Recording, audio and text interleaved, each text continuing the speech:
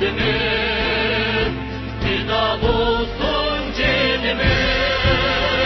Ant için hem can verir, ahır bulduk azattık. Kalbimizde var bulgaçka, itikat imanımız. Akılların canları, rüşvet o tarih getirir. Nesli kaldı kendi var, Beko'nun evladı biz. Çıktı can hem aktı kan, oldu yağdın el aman. Yaşasın, yaşasın, güzel istikbalimiz.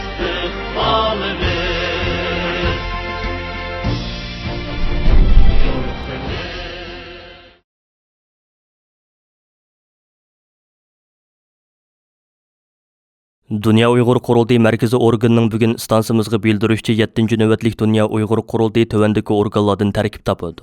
Dunya Uyghur qurultiyi vakillar qurultiyi, Dunya Uyghur qurultiyi raisligi, Dunya Uyghur qurultiyi ijroiya komiteti, Dunya Uyghur qurultiyi taftish hay'ati, Dunya Uyghur qurultiyi fondi, Dunya Uyghur qurultiyi ijroiya komiteti tarkibidagi komitet va markazlar, Dunya Uyghur qurultiyining tayinlangan alohida xodimlari, Dunya Uyghur qurultiyi vakillar qurultiyi qurultayning eng oliy huquqliq organi bo'lib, vakillar qurultiyi 207 nafar rasmiy vakil va 87 nafar kandidat vakildan tashkil topadi. Dunya Uyghur qurultiyining raisligi qurultayning rasmiy vakil va kandidat vakillari tarafidan saylab chiqilgan 1 nafar rais va 3 nafar muavin raisdan tashkil topadi.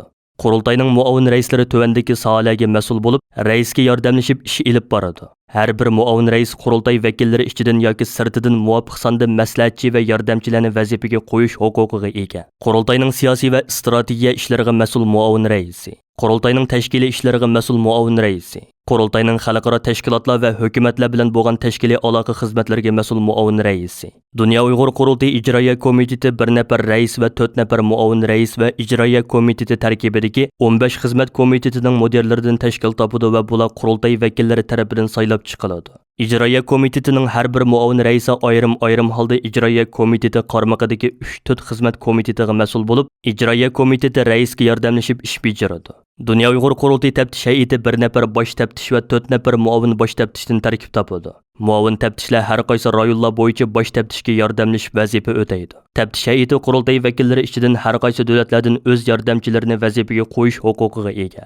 Dunya Uyghur qurultiyi fondi 1 nafar rais va 2 nafar muavin raisdan tashkil topadi va qurultay vakillari tarafidan saylab chiqiladi.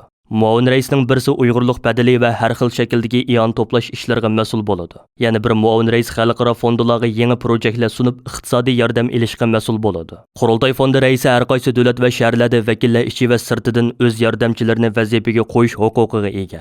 Dunya Uyghur qurultiyi ijroiya komiteti qarmog'idagi tövendeki 15 komitet va markazlarning mudirlari qurultay vakillari tarafidan saylab chiqiladi. Muavin mudirlari mudirlarning taklif qilishi va ijroiya komitetining tasdiqi bilan vazifaga qo'yiladi. İnsan Hakları Komiteti, İçki İşler Komiteti, Xitoy İşleri Komiteti, Dini İşler Komiteti, Ayollar Komiteti, Yoshlar Komiteti, Sahiya Komiteti, Ekologiya Komiteti, Ma'rif Komiteti, Madaniyat Komiteti, Qonun Komiteti, Tashviqot uchur markazi, Muhojirlar markazi, Tadqiqot markazi, Nashriyot markazi. Dunya Uyghur qurultiyining tayinlanadigan alohida xodimlari qurultayning xizmat ehtiyojiga qarab qurultay raisi tarafidan vakillar ichi va sirtidan vazifaga taklif qilinadi va ijroiya komitetining tasdiqiga sunadi. Bular tuvandikicha: maslahatchilar, bayonotchilar, kotib, arxiv bo'limi mudiri, rayonlar bo'yicha alohida vakil, sohalar bo'yicha alohida vakil, qurultayning har qaysi davlatlardagi maxsus ishxonalarining mudirlari,